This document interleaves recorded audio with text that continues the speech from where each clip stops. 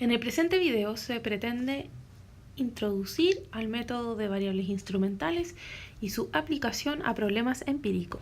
Los contenidos a revisar van desde dar una visión general al problema de la endogeneidad y cómo motiva a esta estrategia, luego algunos elementos de la teoría detrás de las variables instrumentales, la idea, las condiciones de identificación y cómo se realiza la estimación.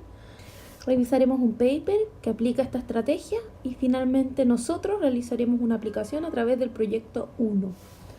La bibliografía recomendada es la siguiente. ¿Cuál es la motivación de usar variables instrumentales? ¿Se acuerdan que en el fondo lo que nosotros queremos hacer, ojalá, es estimar relaciones causales? Pero la causalidad es un tema súper complejo. En este curso, ¿cómo definimos un efecto causal? Como lo que vieron un poco al principio con Sergio. Es el que sale de un experimento aleatorio controlado. Si yo tuviera el verdadero contrafactual de alguien y lo pudiera comparar, ese es el verdadero efecto causal. La persona versus su contrafactual, los comparo, efecto causal. Pero esto es súper difícil de medir. En este sentido, tiene lógica que no nos quedemos con los modelos que llamamos naive o ingenuos, que es llegar y correr regresiones hacia la mala. Si yo llego y corro regresiones, lo más probable es que nunca esté capturando un efecto causal. Una regresión múltiple sencilla generalmente nos da una correlación o relación empírica, pero no es necesariamente una relación causal. Es una relación que observamos en los datos, pero no necesariamente depende de una causalidad.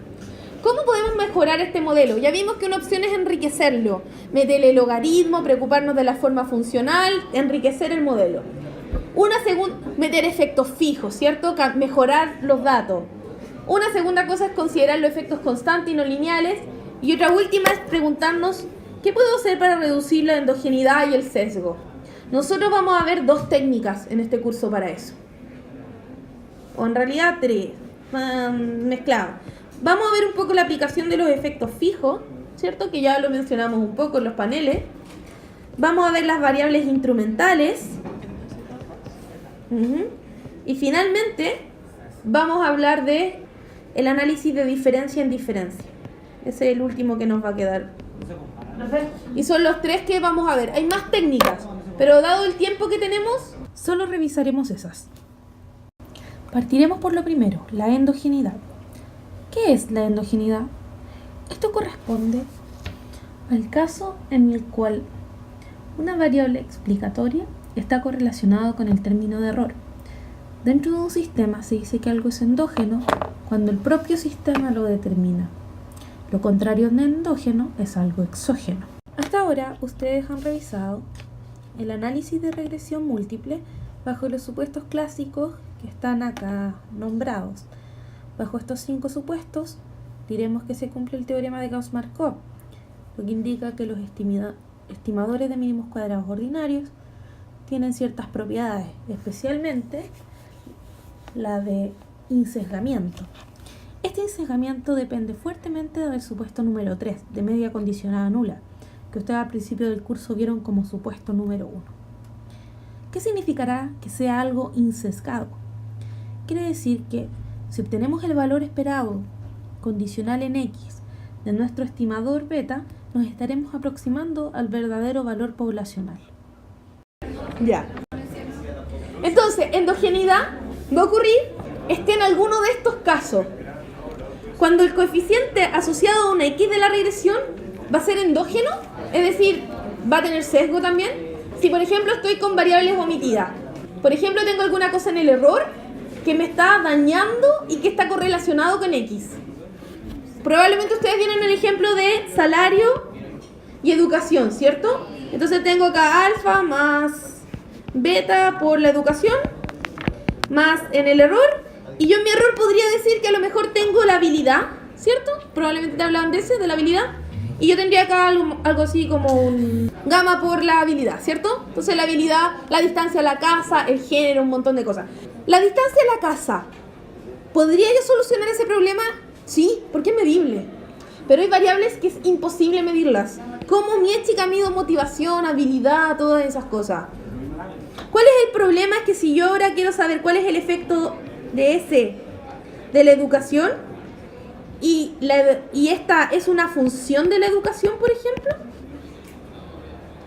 La habilidad a lo mejor o están correlacionadas. Esta cuestión no va a ser beta. Va a ser beta más la derivada del error con eso, ¿cierto? Ese es el problema de la variable omitida. Para que la variable omitida me jode y me genere sesgo, tiene que cumplir dos condiciones. Tiene que relacionarse con el X y tiene que explicar ahí. Si no cumple esas dos cosas, entonces no me molesta. Causalidad reversa es el otro problema. Quizás este no lo vieron. A veces no solo X afecta a Y, sino que Y afecta a X de vuelta. En ese mismo caso. Por ejemplo, ese mismo caso. La educación afecta el salario y a lo mejor haber tenido alto salario te motiva a estudiar un posgrado y afecta la educación de vuelta. Y ahí tenemos causalidad reversa. El ejemplo clásico de causalidad reversa es la demanda. Por eso es tan difícil estimar demandas, porque el precio afecta a la cantidad y la cantidad afecta al precio. Es súper difícil estimar demandas. Es el efecto clásico de causalidad reversa. ¿Por qué? Porque tú tienes un sistema de ecuaciones, tienes oferta y demanda. Entonces, el puntito que tú observas es súper difícil saber si viene de la oferta o viene de la demanda. Ese también se llama ecuaciones simultáneas, es el otro caso.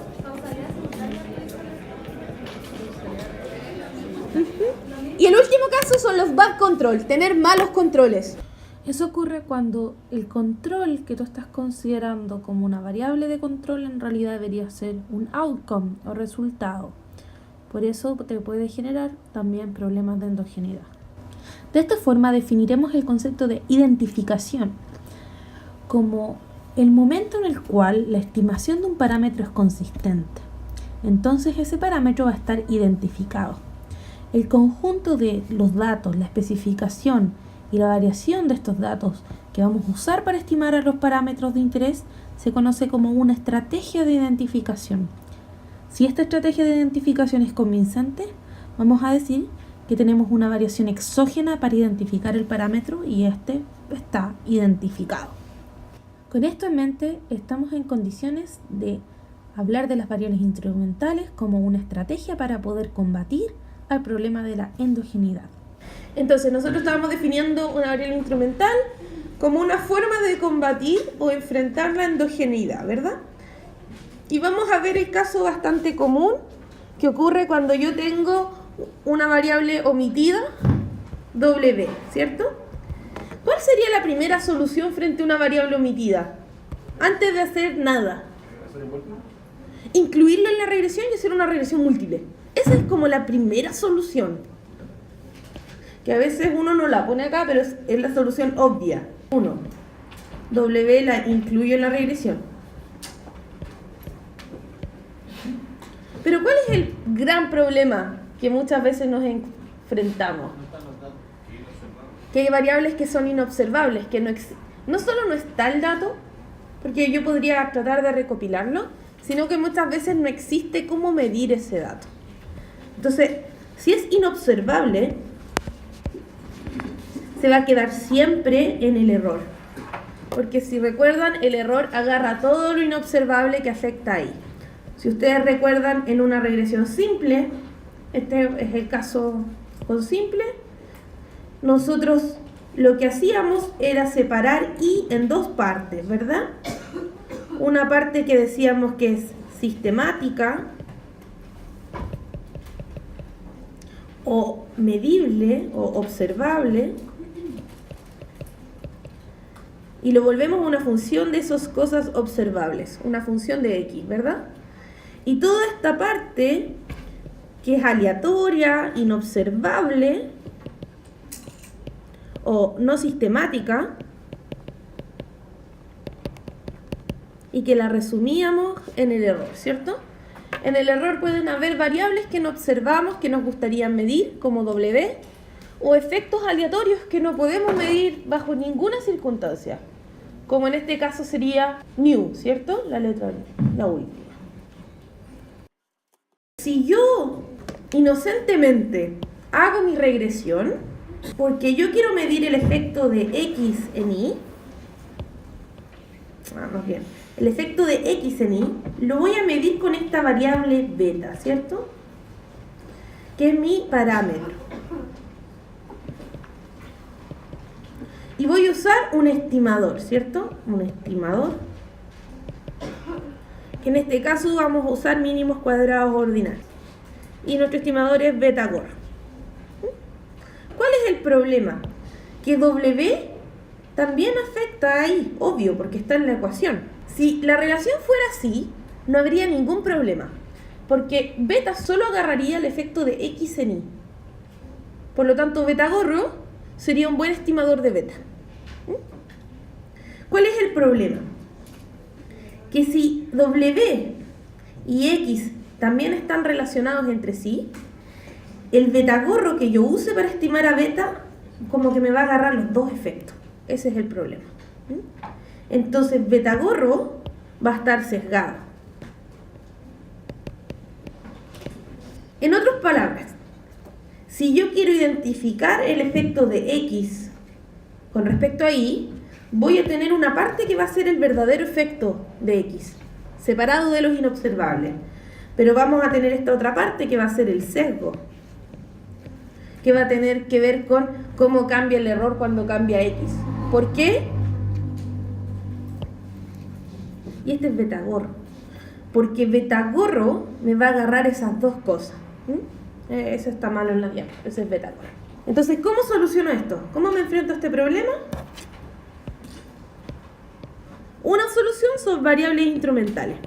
En inglés se llama instrumental variables, para que vean que es muy fácil el nombre. Ya, entonces la compañera preguntaba que no le queda muy claro por qué beta gorro tendría sesgo, ¿cierto? Porque si ustedes recuerdan el estimador de mínimos cuadrados ordinarios, beta gorro, ¿ustedes se acuerdan la fórmula de beta gorro? Ya, la covarianza, ¿ya?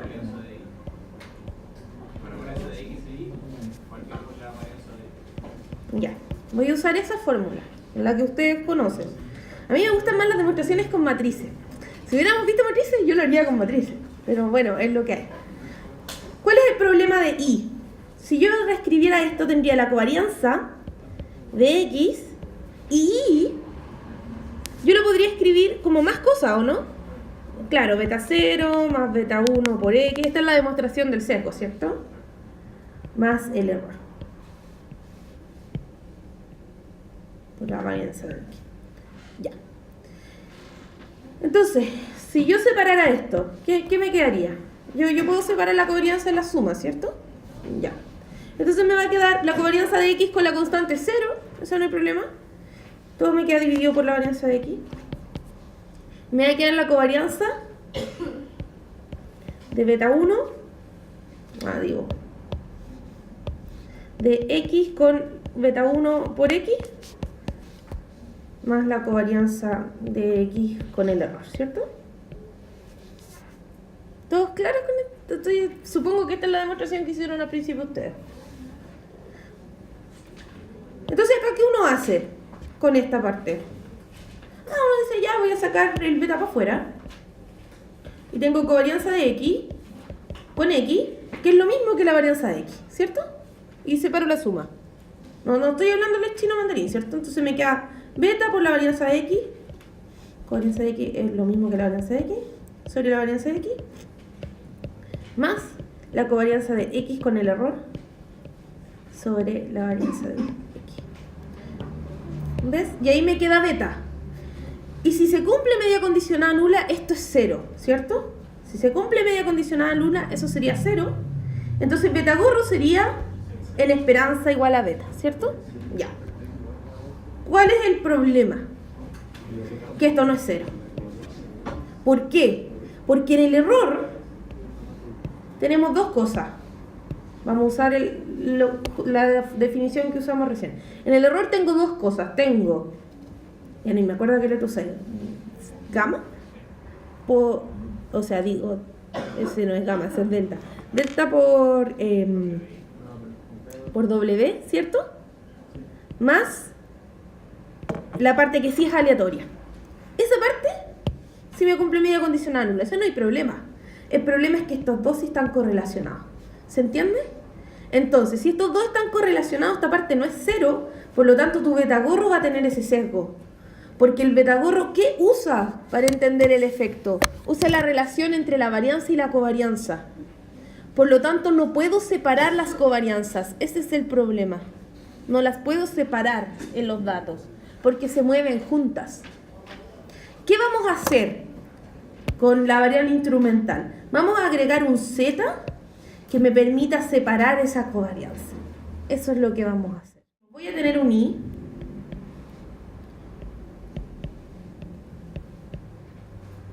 Donde tengo mi variable inobservable que está metida dentro de mi error, ¿cierto?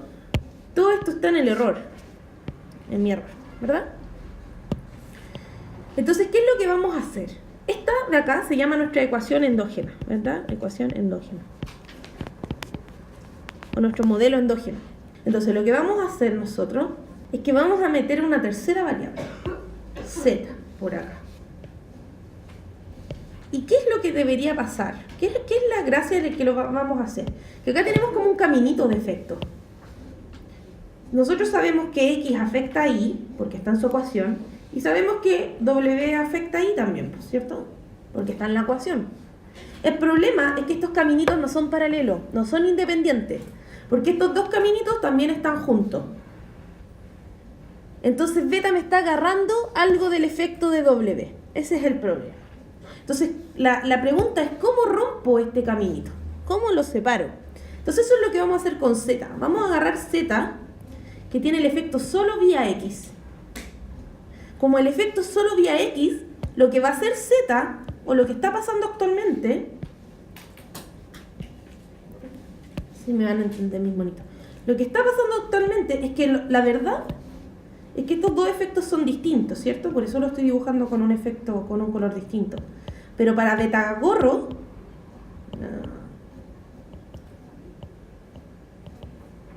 y no sé por qué usar ahí azul, ¿cierto? Ahí verde. Pero para beta gorro no es capaz de distinguir dónde acaba x y dónde acaba w. Beta gorro no lo sabe. ¿Lo ven? Beta gorro está confundido.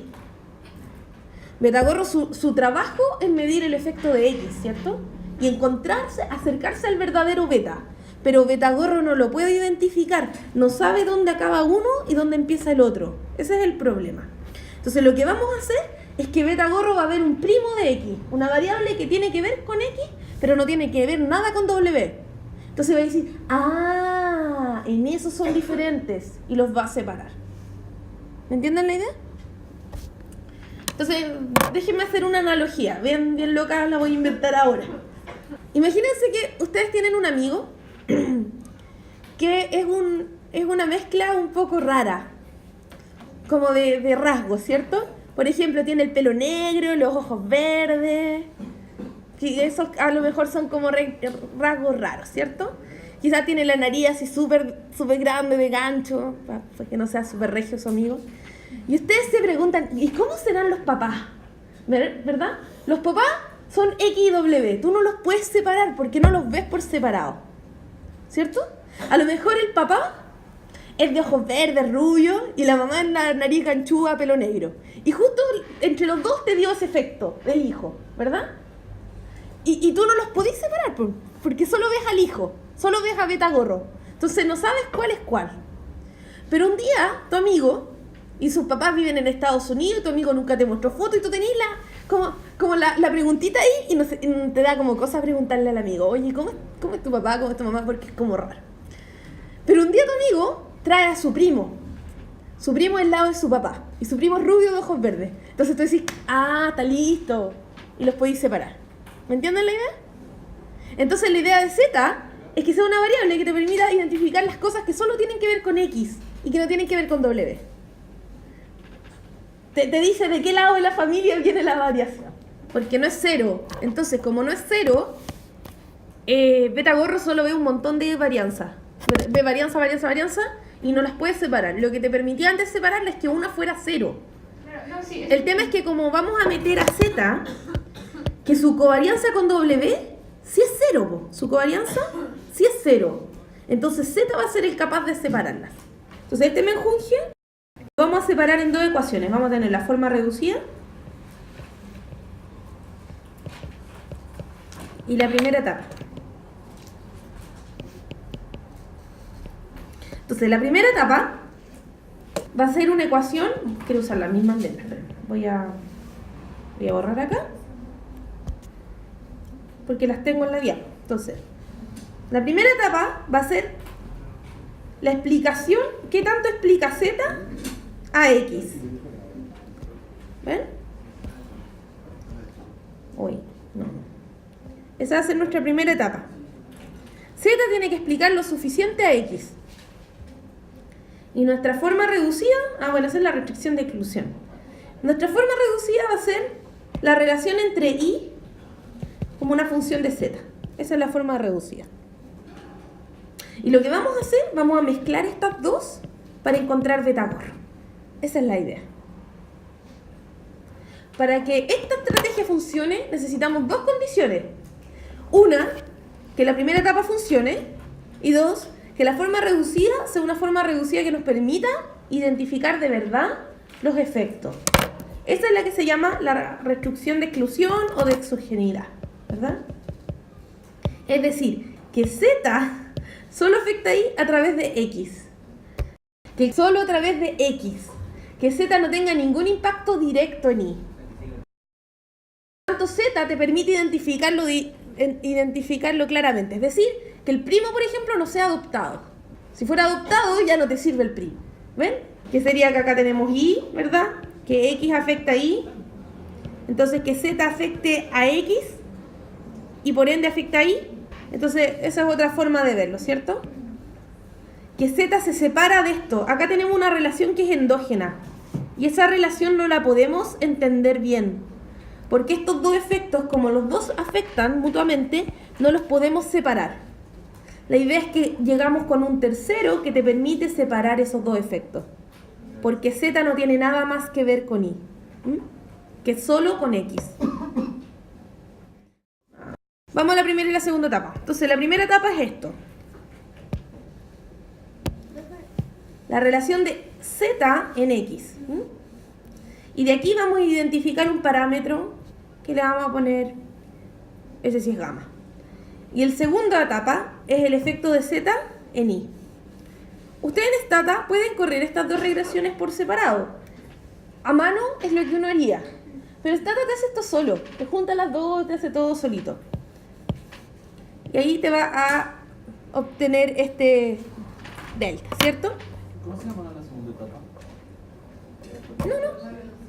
Sí, forma reducida. Forma reducida. Y esta es la primera etapa. Y lo que vamos a hacer para obtener a beta, ¿cómo lo vamos a hacer? Vamos a usar el ratio de esos dos. Y como estos dos sí están bien identificados, nuestro beta va a estar bien identificado. Esa es la idea. En la 6 y en la 7. O sea, 5.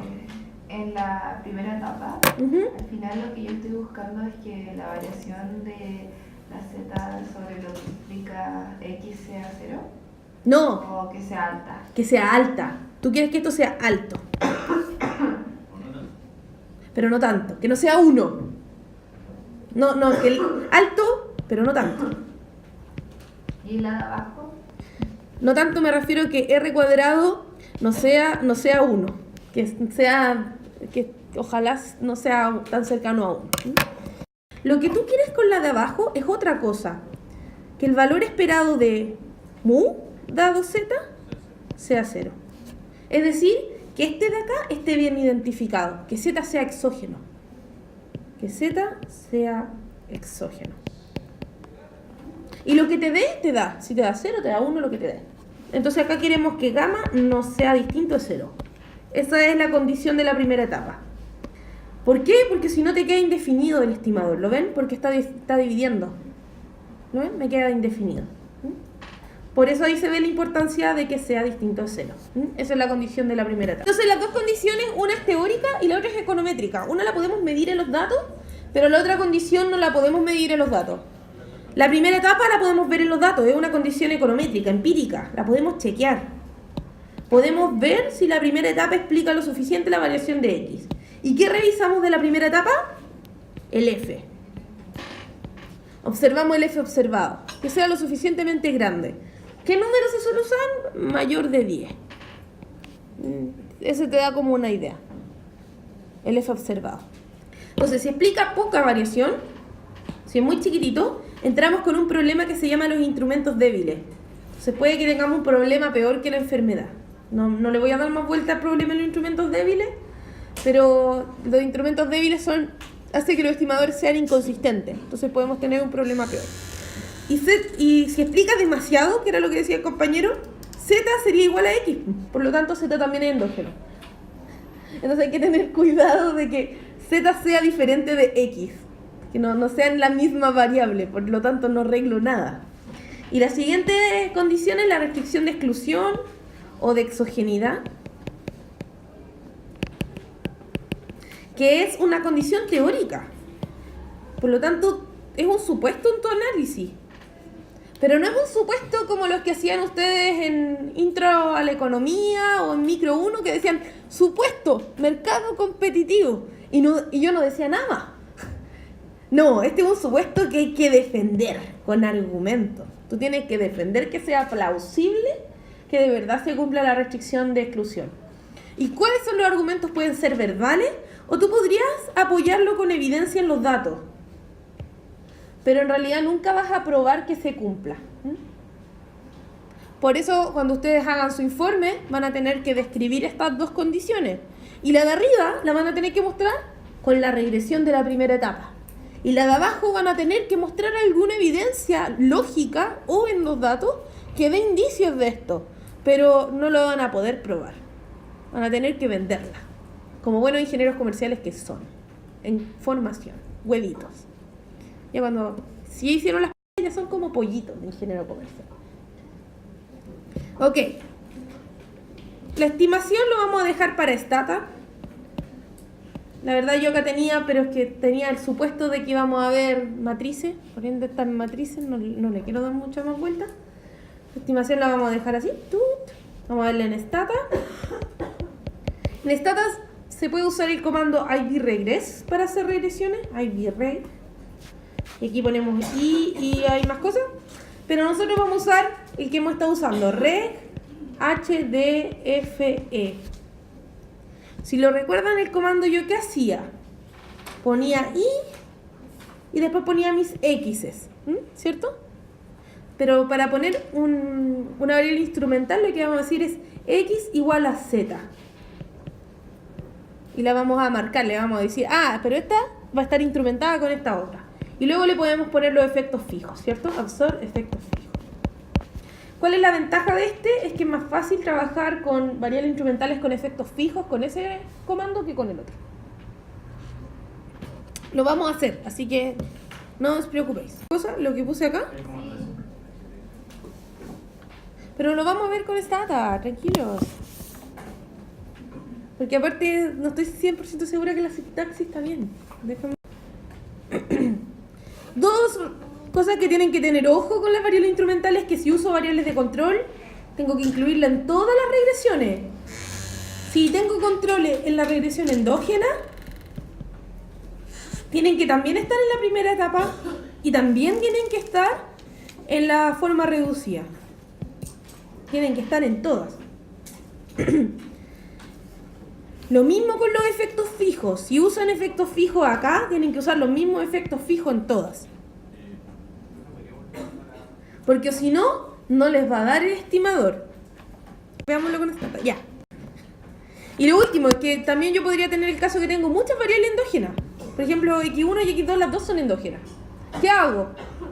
Puedo usar instrumentos, pero tengo que tener siempre al menos el mismo número de instrumentos que de endógenas.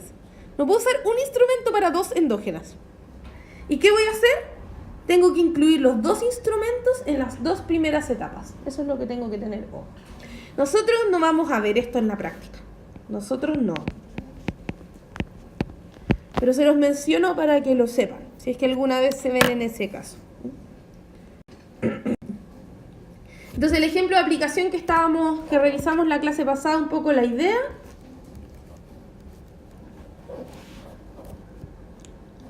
Es el caso de este paper de Madestam con sus coautores sobre si las protestas políticas tienen algún efecto sobre outcome político, ¿verdad?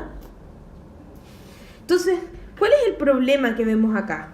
¿Por qué yo quisiera usar variables instrumentales en este problema de investigación? Porque yo pensaría que las protestas y el cambio político, tal vez hay una relación causal, ¿cierto? Que es lo que a mí me gustaría identificar. Pero claramente hay un montón de inobservables que afectan las dos cosas. Por ejemplo, lo que pasó ahora con la manada, que potenció tanto las protestas que hubieron a nivel universitario, como cambios de política, que, por ejemplo, el presidente nombró una comisión, por ejemplo, nombraron un cambio constitucional, ¿verdad? Por ejemplo, nombraron, acá en la universidad se puso el protocolo y todo eso. Nosotros podríamos decir, ya, ¿cuánto de eso fue generado por la protesta? Pero nosotros no sabemos cuánto de eso quizás lo hizo la noticia, que sensibilizó a las personas con respecto a esto. Entonces, a lo mejor tenemos este inobservable que está causando a los dos. Y nosotros solo observamos la protesta. Entonces, a lo mejor la protesta en sí misma no tiene efecto, o a lo mejor tiene un montón de efectos.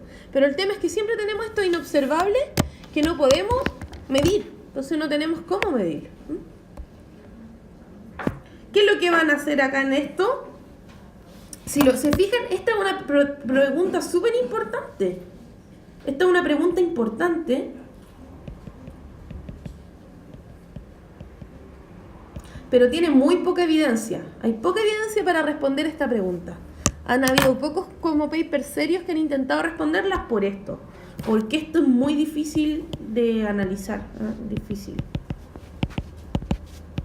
de analizar. Entonces, ¿ellos qué hicieron? Aprovecharon una serie de protestas. Menos gente va a las protestas, porque te vas a mojar. Entonces, la pregunta de investigación, ¿cuál era? Era si las protestas tienen un efecto en algún outcome político, en el cambio político. En esta investigación hay varios outcomes que yo estudié, varios I. Pero acá hay un problema empírico. Tenemos variables omitidas, ¿verdad?, que afectan a la aparición de las protestas y a la política, ¿verdad? Por ejemplo, alguna noticia, el clima político, político, no sé, la pobreza puede impactar, ¿verdad? Cuando hay mucha pobreza, hay más manifestaciones, etcétera, ¿cierto? ¿Cuál es la solución? Entonces ellos proponen usar la lluvia como instrumento. ¿Y cuál es el tema? Lo que dicen es que la lluvia no tendría nada que ver con estas otras cosas. Que el único impacto que podrían tener en la política sería a través de la asistencia en las protestas. Que la política no debería afectarse con la lluvia. Que es un supuesto razonable, ¿verdad? No es tan loco. Vamos a ver cómo ellos lo definen. Se hicieron en Estados Unidos, acá está. Que eran las protestas del Tea Party.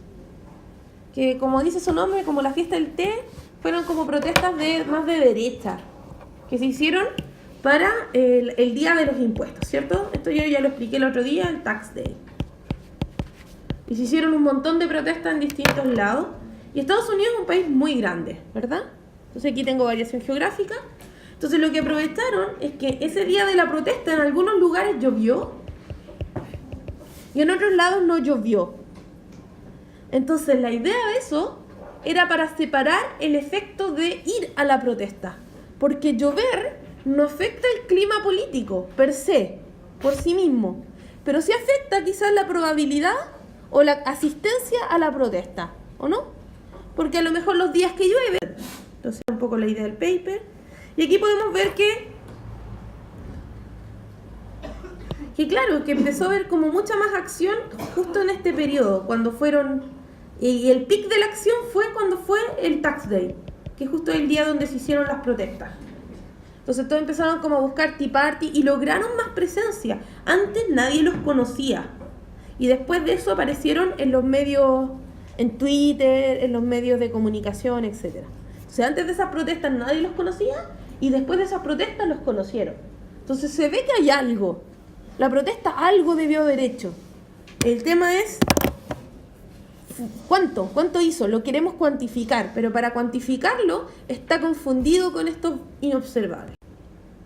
Entonces la idea, como yo les decía, esto lo vimos en la clase pasada, ¿verdad? Ellos lo que quieren hacer es explotar el hecho de que las personas son menos probables de ir a las protestas si llueve. Y eso les va a permitir estimar el efecto causal. Miren, eso es lo que ellos quieren. Déjenme ponerlo con amarillo. Esto es objetivo. Estimar el efecto causal del impacto de la variación en la asistencia a las protestas. Y acá viene el supuesto. Si estamos dispuestos a asumir que la lluvia solo afecta a los outcomes de interés a través de la asistencia a la protesta. Que la lluvia el día de la protesta solo afecta así. Entonces las cosas en rojo nos va a representar nuestra restricción de exclusión, ¿verdad? ¿Ven? Ellos le explican. Estoy escribiéndolo como el ajo, ¿cierto? Exclusión. Y en azul tenemos la primera etapa. ¿Lo ven? Las dos condiciones. O de relevancia. Esta condición también se llama relevancia. Relevancia y exclusión o exogeneidad.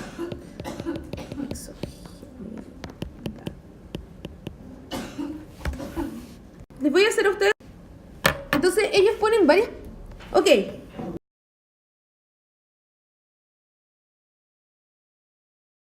Entonces acá se puede ver un poco la primera etapa, como en gráfico. Tú puedes ver que. No es la primera etapa en realidad. Puedes ver acá como la variabilidad de la lluvia. Entonces puedes ver que la lluvia fue variada en el terreno. Por lo tanto, Z tiene varianza para poder estimar algo. Y acá presentan los resultados.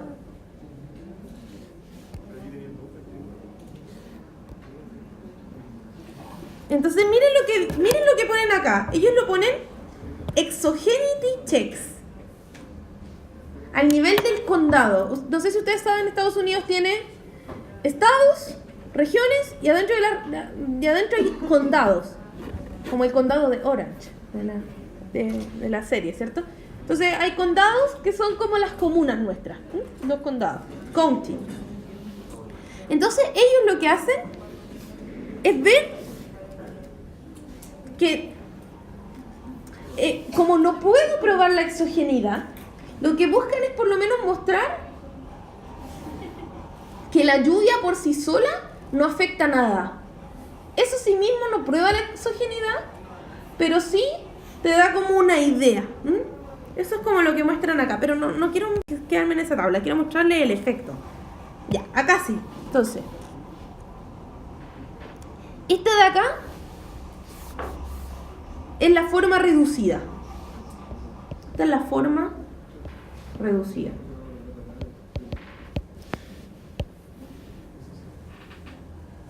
No, esta es la primera etapa, estoy muy equivocada. Estaba leyendo lo de mi apunte. Este es este. Ahí está, la primera etapa. Entonces, esta es la primera etapa. Miren, se ve raro los resultados, no se ve como una tabla de stata, ¿o no? Porque ellos acá tienen muchas regresiones, son 9 regresiones en una tabla. Yo esto es lo que quiero que me presenten ustedes en el proyecto. Que me presenten varias regresiones en una sola tabla. No quiero ver las salidas de stata así nomás. Les voy a enseñar a hacerlo. Tranquilo. No se asusten. Y miren lo que es. Todas estas 4 regresiones, su variable dependiente es el porcentaje de protestantes en relación a la población. Esa es la variable dependiente, porque en la primera etapa es X, ¿cierto? Y acá pusieron una dummy si el día de la protesta había lluvia. Lo hicieron súper sencillo. Rainy protest. Y acá podemos ver, miren, acá podemos ver, esta es la forma que casi todos los papers presentan sus resultados, entonces es bueno que aprendan a leerlo. Esto de acá arriba es el beta. Entonces podemos ver un efecto negativo, podemos ver que a mayor, que a mayor asistencia, o sea, que cuando llovía había menor asistencia a la protesta. Podemos ver el error estándar, entre paréntesis.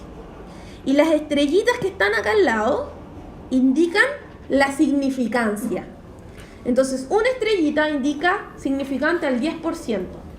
2 estrellitas indican significante al 5%, distinto de 0.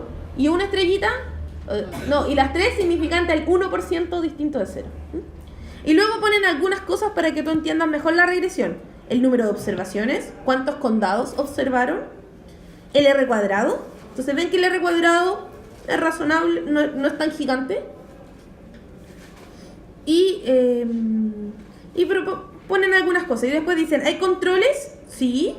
¿Hay controles demográficos? También. ¿Y cómo midieron la variable de la lluvia? Como una dummy. Entonces, con eso tú entiendes toda la regresión.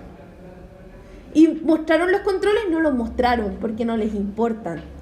Lo que a ellos les importa en esto es solo la lluvia. ¿Ven? Y eso es un poco. Y por ejemplo acá usaron otras medidas de la variable i. Usaron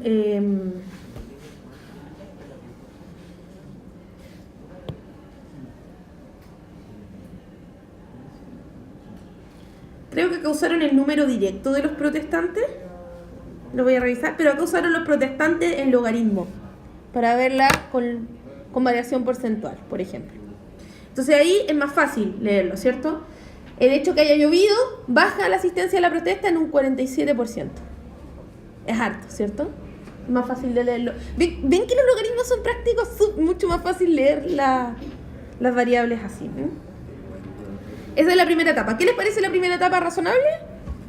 Tiene un R cuadrado. Aquí no muestran el F, pero si vemos es siempre significante. Y el F, cuando yo tengo una sola variable, la raíz es al cuadrado el T observado. Entonces yo podría calcular el T observado y elevarlo al cuadrado. Puedo hacerlo con esto. ¿Podría por favor repetir cómo se interpretaba ¿Acá? el logaritmo? Sí, por favor. Entonces tenemos una variable dummy abajo, ¿cierto? Que dice la comparación entre ir a protestar un día con lluvia, o sea, ¿llovió en la protesta o no llovió en la protesta, cierto? Entonces lo que te dice es que en los condados donde llovió hubo una asistencia de 47,3% menos que en los condados donde no llovió. Eso es como en promedio, suponiendo resto constante. Ahí está la respuesta completa. Allá la 6 de acá para acá. Gracias. La misma tabla indica que los condados que fueron parte de la muestra, al menos en la regresión 1, 2 y 3, se toman todos los condados, excepto en la 4 y en la 8, donde toma que... Ah, claro, son muchos menos, ¿verdad? Solamente donde las protestantes fueron mayores a 0. Claro, porque hay ciertos condados donde la protesta era 0, entonces la asistencia era 0. Y acá solo agarraron los condados donde hubo protesta, donde era mayor que 0. Esas son decisiones del investigador. Ellos presentan todo por transparencia. Entonces te fijas, tú presentas todo. Por ejemplo, nosotros si se fijan en la base de asistencia, hay alumnos que tienen 0 de asistencia. Entonces ustedes podrían sacarlos o podrían incluirlos en la regresión también. Ah, ¿que cambie tanto? Yes, dummy. Déjame revisar. Ah, porque cambiaron la forma de medir el número de protestantes. Entonces acá midieron el promedio de protestantes. Acá midieron el número máximo de protestantes porque hubo más de una protesta quizá en un condado. Entonces midieron el promedio entre todas las protestas del condado, el número máximo de protestantes en una protesta del condado, acá promedio, ocasionan el máximo, ¿ven? Lo puedes ver. Y acá tú puedes ver que la variable de la lluvia es dummy o continua, dummy. Entonces muestran todas las opciones como tú podrías haber modelado esto.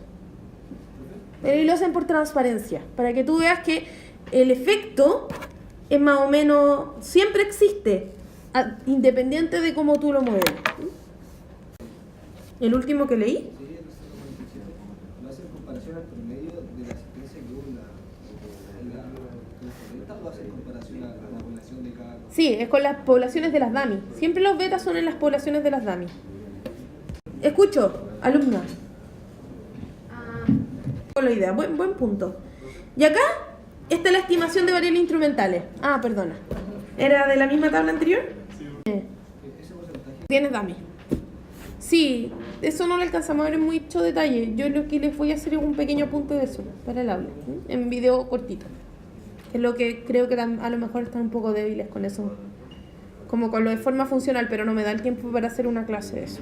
Ya, lo último. Entonces acá puedo ver los estimadores finales. Los resultados de su regresión, tanto en forma reducida. En la tabla, no. Déjenme ver esta. Aquí está. Esta es. Entonces acá pueden ver como todos los resultados resumidos. Miren. Entonces acá tienen variable dependiente, el voto del Partido Republicano, ¿cierto? Ese es su I. Acá tienen protesta lluviosa. ¿Cómo lo midieron? Y acá tienen esta regresión de acá. Es la forma reducida. Y esta es la estimación de variables instrumentales. O de dos etapas. Entonces, este que está acá es el estimador ya con variables instrumentales. Son los estimadores de variables instrumentales. Y ven, esa es como una forma en la que uno presenta esto. Incluso en una tabla uno podría poner en 3 columnas. Primera etapa, forma reducida, variables instrumentales.